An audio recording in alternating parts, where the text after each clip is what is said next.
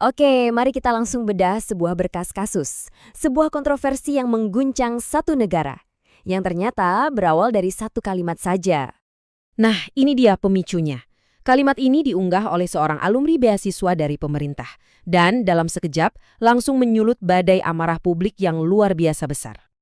Pertanyaannya sekarang, gimana ceritanya satu kalimat ini bisa meledak jadi perdebatan nasional sampai menyeret menteri dan uang miliaran rupiah?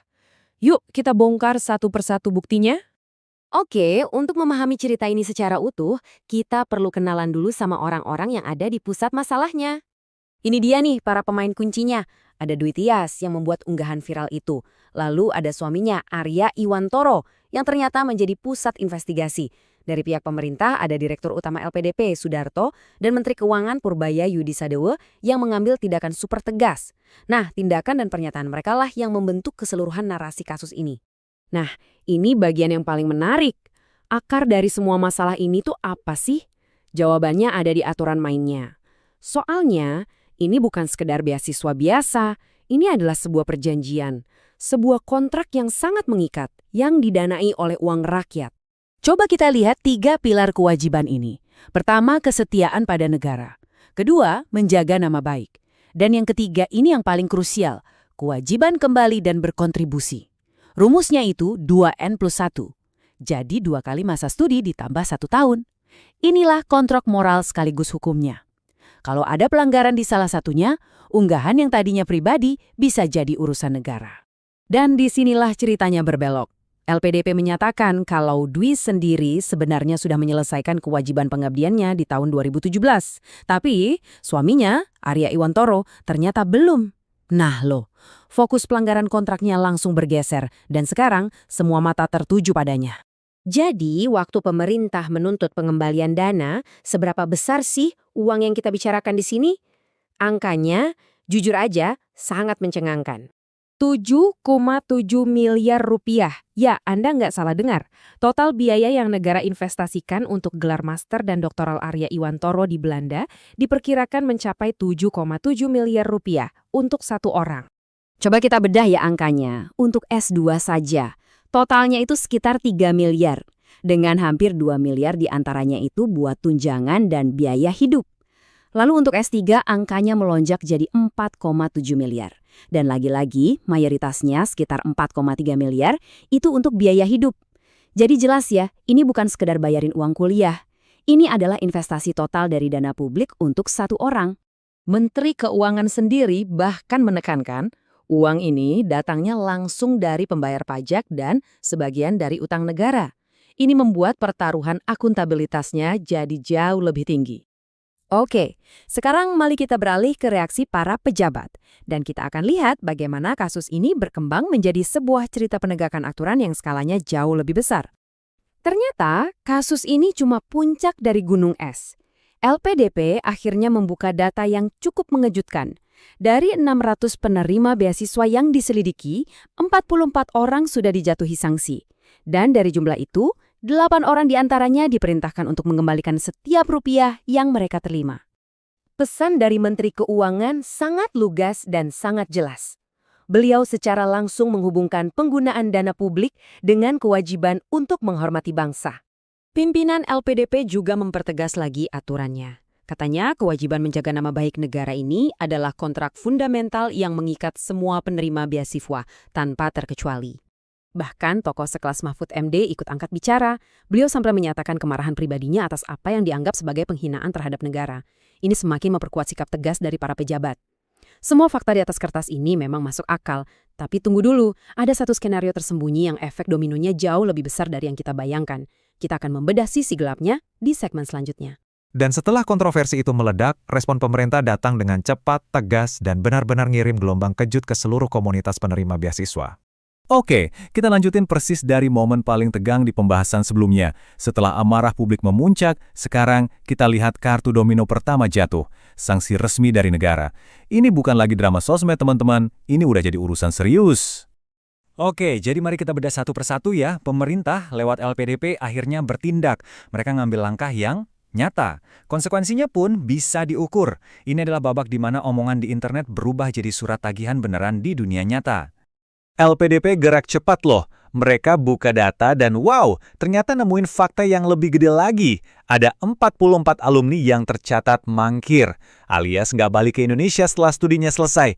Angka ini tuh kayak ngebuka kotak Pandora kan, seolah-olah kasus yang viral ini cuma puncak gunung esnya aja.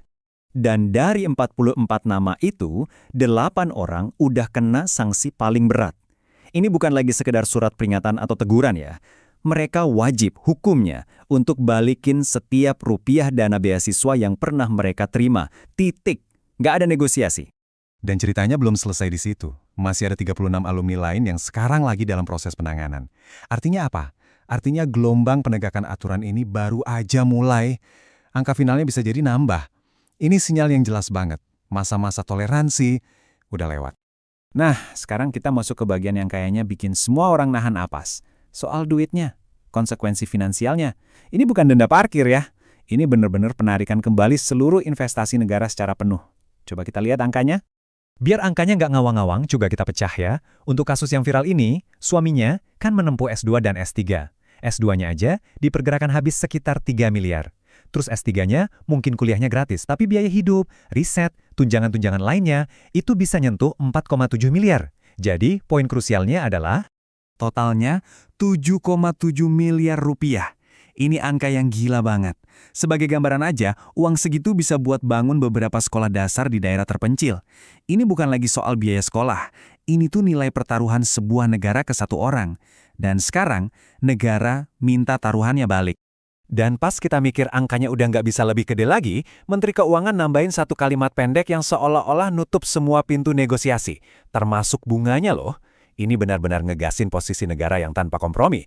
Logikanya simpel, kalau duit itu diinvestasiin di tempat lain kan ada hasilnya. Nah hasil itu juga ikut ditagih. Ya, tentu aja kasus ini langsung jadi perang narasi di pengadilan opini publik. Di satu sisi, ada pembelaan pribadi dari si alumni. Di sisi lain, ada kemarahan massa dan kecaman keras dari para pejabat negara. Jadi, di satu sisi ada klaim kalau video viral itu cuma luapan emosi sesaat, curhatan pribadi yang nggak dimaksudkan buat nyerang negara. Tapi di sisi lain, publik dan pemerintah melihatnya sebagai ironi yang pahit banget. Ini penghinaan terhadap Indonesia, yang disuarakan oleh orang yang pendidikannya dibiayain pakai uang pajak kita semua. Nah, menghadapi tuduhan nyalah gunain uang negara, Dwi Sasetyaning Tias ngasih respons yang cukup menantang. Dia bilang, kalau nggak ada bukti, namanya fitnah. Intinya, dia minta bukti konkret. Tanpa itu, semua tuduhan dianggapnya fitnah. Ini pembelaan yang tegas banget di tengah badai kritik. Dari pihak LPDP, Direktur utamanya, Pak Sudarto, ngejawab dengan kalimat yang nusuk banget dan membumi. Lu pakai duit pajak? Simple kan? Tapi dalam. Ini pengingat soal dari mana dana itu datang. Ini penegasan soal kontrak sosial yang nggak tertulis. Negara investasi ke kamu, dan kamu punya tanggung jawab moral buat jaga nama baik negara. Nah, di titik ini, diskusinya mulai geser nih, jadi lebih dalam. Pertanyaannya jadi, apakah ini cuma kasus satu apel busuk aja, atau jangan-jangan ini gejala ada yang salah sama keranjangnya? Di mana sih kita harus narik garis antara kritik yang membangun sama hinaan yang merendahkan? Disinilah pandangan dari Pak Mahfud MD jadi penting banget. Beliau ngelakuin sesuatu yang jarang nih. Ngelihat dari dua sisi. Beliau tegas bilang, Batias, saya marah pada Anda menghina Republik ini. Tapi di saat yang sama, beliau juga bilang, tapi pemerintah juga harus introspeksi. Nah, ini dia. Analisis Pak Mahfud ini nyentuh inti persoalan yang lebih dalam, soal nasionalisme. Katanya, nasionalisme itu bukan cinta buta, tapi sebuah kemitraan.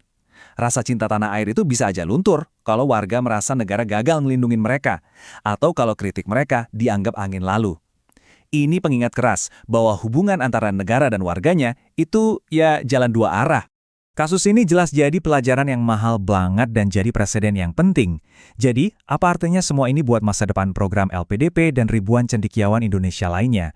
Yuk kita lihat efek dominonya. Rantai dampaknya udah mulai kelihatan guys. Pertama, pengawasan alumni udah pasti bakal diperketat. Kedua, kontrak sosial yang tadinya kayak nggak tertulis, sekarang kemungkinan besar bakal dibikin jauh lebih jelas dan mengikat. Ketiga, tagihan 7,7 miliar tadi jadi presiden hukum yang bakal bikin siapapun mikir 1000 kali buat melanggar. Dan yang terakhir, sanksi daftar hitam dari semua posisi pemerintahan, ini ancaman karir yang sangat-sangat nyata. Jadi, dari satu video viral, kita sampai ketagihan 7,7 miliar rupiah. Terus jadi debat nasional soal nasionalisme, sampai potensi perombakan total sistem beasiswa negara. Ini rangkaian kejadian yang kompleks banget, dan dampaknya kemana-mana. Nah, melihat semua rentetan kejadian ini, pertanyaannya sekarang adalah, apakah kita udah siap buat ngadepin ini semua? Coba deh, tuliskan pendapat dan analisis kalian di kolom komentar di bawah.